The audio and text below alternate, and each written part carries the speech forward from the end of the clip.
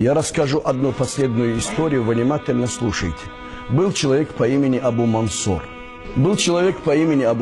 Он был набожным человеком. Он всю жизнь поклонялся Аллаху Джалла ва Аля. И перед смертью он плачет. Дети окружили отца и говорят: папа, почему ты плачешь?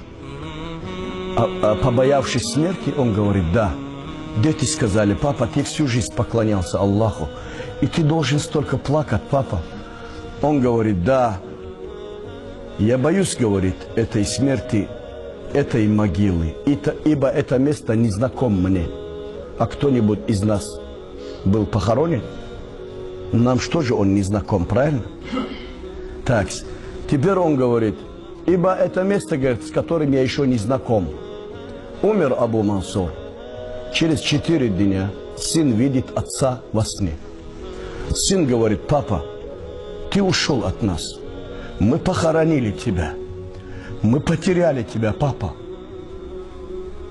Ты расстался с нами, ты ушел от нас. Ушел к Аллаху Джалла ва Аля. И как Аллах тебя встретил, папа? Он говорит: дети мои, вы похоронили меня, я стал перед Аллахом.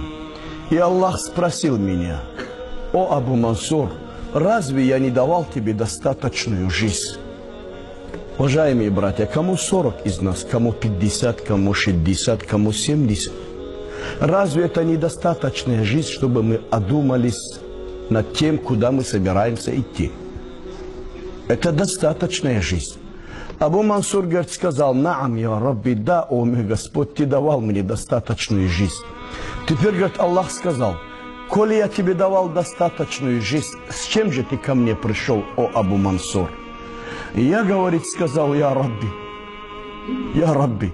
30 раз совершал хадж, побоявшись тебя. 30 раз пешком совершал хадж, побоявшись тебя.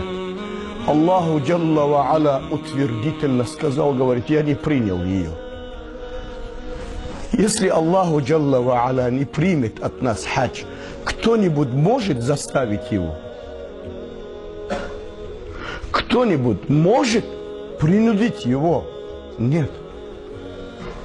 Аллах, говорит, сказал: я не принял.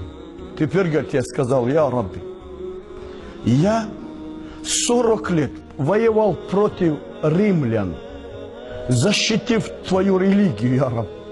40 лет, я Раб, я воевал на твоем пути. Неустанно воевал, я Раб. И Аллаху Джалла ва Аля, говорит, сказал: тоже не принят, о Абу Мансур. Ла иляха илляллах.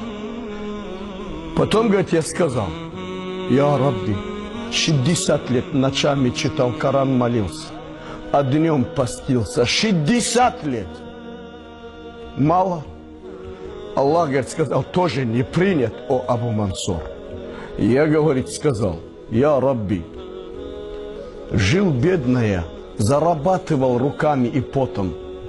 Однако я умудрился из этих денег 40 тысяч золотых динаров раздавать бедным на твоем пути, о мой Господь. И Аллаху Джалла ва Аля, говорит, сказал мне: тоже не принят, я Абу Мансур. А нам это известно, что у нас примет, чтобы мы вот так гордо ходили по земле, не почувствовав соседа, брата, родственника, человека, животного. Ла хаула ва ла куввата илля билля.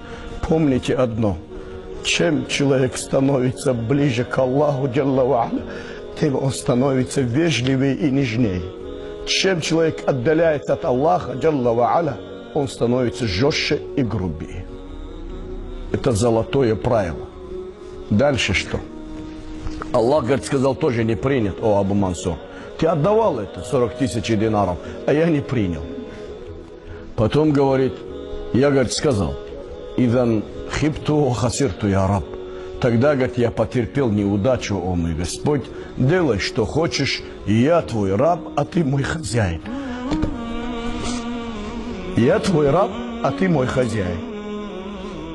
Аллах потом, говорит, сказал: о Абу Мансур, помнишь, как однажды ночью Ты шел по улице в селе, где ты живешь.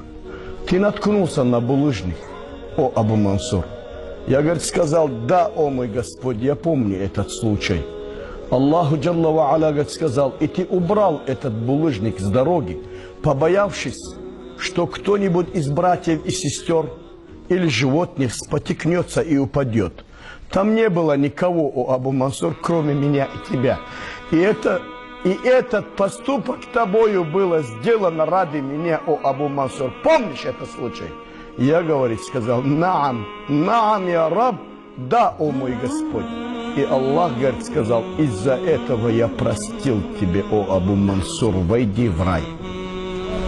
Аллаху Акбар. Не ленитесь совершать богоугодные дела и поступки.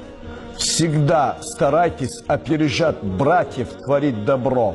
Не думайте, что это маленькое добро, а вот это тебя спасет. Всех благ наземных и загробных пусть Аллах возвысит нас и простит бедных рабов своих. Акулу каули хаза ва астагфируллаха ли ва лакум. Ассаламу алейкум ва рахматуллах.